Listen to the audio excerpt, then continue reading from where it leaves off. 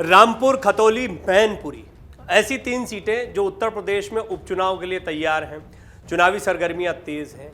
उपचुनाव उत्तर प्रदेश में जितने भी हुए बहुत ही इंटरेस्टिंग रहे हैं, बहुत महत्वपूर्ण रहे हैं। खासतौर पर अभी गोला गोकर्णनाथ का चुनाव हो या इससे पहले आजमगढ़ और रामपुर के जो उपचुनाव हुए थे वो रहे हों। बहरहाल समाजवादी पार्टी के लिए ये चुनाव जितने महत्वपूर्ण हैं उतने ही बीजेपी के लिए। एक के बाद एक समाजवादी पार्टी के किलों पर बीजेपी कब्जा करती जा रही है। और क्या मैनपुरी, वो सीट जो मुलायम सिंह यादव के लिए ही जानी जाती है, जो एक तरह से उनकी विरासत के तौर पर दिखती है, उस सीट पर भी बीजेपी अपनी जीत के लिए भरसक कोशिश करेगी। लग तो ऐसा ही रहा है। बीजेपी इसे बहुत बड़े मौके के तौर पर देख रही है और बीजेपी समाजवादी पार्टी के खिलाफ मजबूत से मजबूत प्रत्याशी खड़ा करना चाहती है। समाजवादी पार्टी ने डिंपल यादव का नाम फाइनल कर दिया। डिंपल यादव अब परिवार की जो बहू हैं, अखिलेश की पत्नी हैं, वो अब यहाँ से चुनाव लड़ रही हैं। यानी ससुर की सीट पर बहू अब ताल ठोकती दिखाई देगी। अब बीजेपी का गेम प्लान ये हो सकता था कि बहू के खिलाफ बहू को उतारा जाता। छोटी बहू अपर्णा यादव इस वक्त बीजेपी के खेमे में है। प्रदेश अध्यक्ष से उनकी मुलाकात हुई, उसके बाद से ही कयास तेज हो गए थे कि क्या मुकाबला दिलचस्प होने वाला है, क्या ये परिवार की लड़ाई होगी। और ये मुलाकात एक ऐसे समय पर हुई थी जब सरगर्मियां तेज थी कि नाम फाइनल किया जा रहा। और ऐसा लगता है कि अपर्णा यादव और प्रदेश अध्यक्ष की मुलाकात के बहुत गंभीर मायने थे, क्योंकि जो संभावितों की लिस्ट भेजी गई है, अभी सोर्सेस के हवाले से जो खबर मिल रही है, मीडिया रिपोर्ट्स के मुताबिक जो खबर मिल रही है, उसके मुताबिक जिन संभावित प्रत्याशियों के नाम भेजे गए हैं उनमें अपर्णा का नाम नहीं है। तो क्या ये कहा जाए कि अपर्णा यादव ने परिवार के मान को ज़्यादा महत्वपूर्ण रखा, वो परिवार के खिलाफ नहीं दिखना चाहती हैं। बेशक वो बीजेपी की राजनीति करना चाहती हैं, वो योगी आदित्यनाथ और प्रधानमंत्री मोदी के बारे में हमेशा तारीफ करती रही हैं, कई मंचों पर उनके विषय में, उनके काम के विषय में बोलती रही हैं, लेकिन वो अपने परिवार के खिलाफ भी नहीं दिखना चाहती। और एक ऐसे समय पर जब ये पूरा परिवार एक साथ दिखाई दिया था मुलायम सिंह यादव जी के निधन के बाद, नेताजी का निधन हुआ तो प्रतीक यादव, उनकी पत्नी अपर्णा यादव,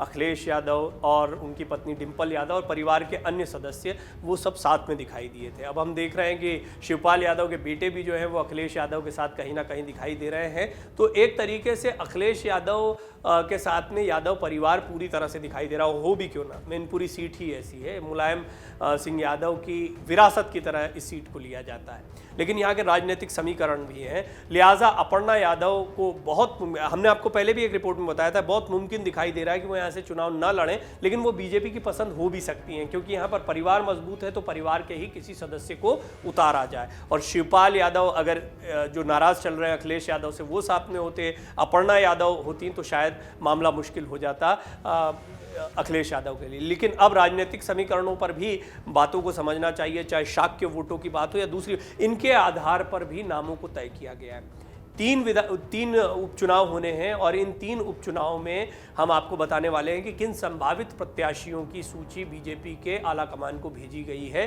राज्य की तरफ से। समाजवादी पार्टी के संरक्षक मुलायम सिंह यादव के निधन से खाली हुई मैनपुरी लोकसभा सीट पर हो रहे उपचुनाव में भाजपा शाक्य प्रत्याशी पर दांव लगा सकती है। भाजपा विधायक विक्रम सिंह सैनी को 2 वर्ष की सजा से खाली हुई मुजफ्फरनगर की खतौली विधानसभा सीट पर सैनी वोट बैंक को साधने के लिए सैनी प्रत्याशी को ही उतारा जा सकता है। तो रामपुर में समाजवादी पार्टी के पूर्व विधायक आजम खान के खिलाफ संघर्ष करने वाले आकाश सक्सेना को फिर उम्मीदवार बनाया जा सकता है।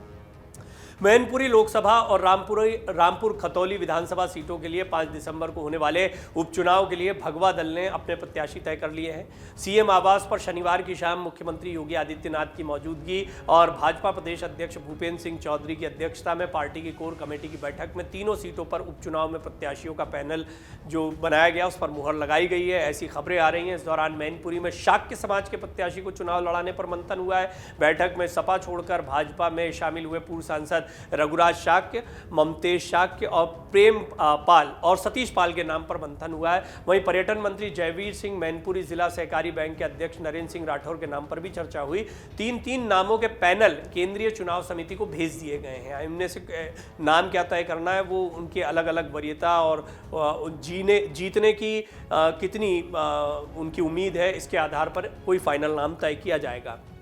वहीं सूत्रों के मुताबिक रामपुर उपचुनाव में भाजपा के आकाश सक्सेना टिकट के प्रबल दावेदार हैं। अभय गुप्ता और भारत भूषण गुप्ता का नाम भी पैनल में शामिल है। उधर खतौली से पूर्व विधायक विक्रम सिंह सैनी की पत्नी राजकुमारी सैनी, सुधीर सैनी, रूपेन सैनी और प्रदीप सैनी के नाम पर मंथन हुआ है। बैठक में प्रदेश प्रभारी राधा मोहन सिंह और प्रदेश महामंत्री संगठन धर्मपाल सिंह भी मौजूद थे। सूत्रों के मुताबिक प्रत्येक सीट से 3-3 उम्मीदवार के नाम तय करने के बाद पैनल केंद्रीय नेतृत्व को भेज दिया गया है। केंद्रीय नेतृत्व जल्द ही इन प्रत्याशियों के नामों की घोषणा कर सकता है।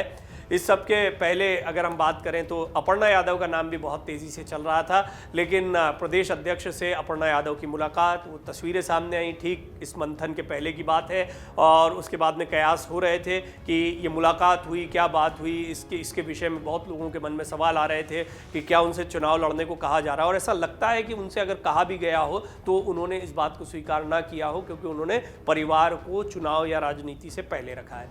चुनावी रणनीति पर भी मंथन हुआ है। इस बैठक में यह भी कहा जा रहा है मैनपुरी लोकसभा समेत तीनों सीटों पर आगामी 5 दिसंबर को मतदान होना है। तीनों सीटों पर हो रहे उपचुनाव में भाजपा प्रत्याशियों के नामांकन की सभा में सरकार के उप मुख्यमंत्री व मंत्री भी शामिल होंगे। तीनों क्षेत्रों में मुख्यमंत्री भी सभाएं और रैलियां करेंगे। वहीं सरकार के सभी मंत्रियों को बारी बारी से 3 क्षेत्रों में वार्ड की चुनावी सभा से लेकर बैठकों के लिए तैनात किया जाएगा। पार्टी के फीडबैक के आधार पर सरकार उपचुनाव की राह में आने वाले कील कांटे दुरुस्त करेगी।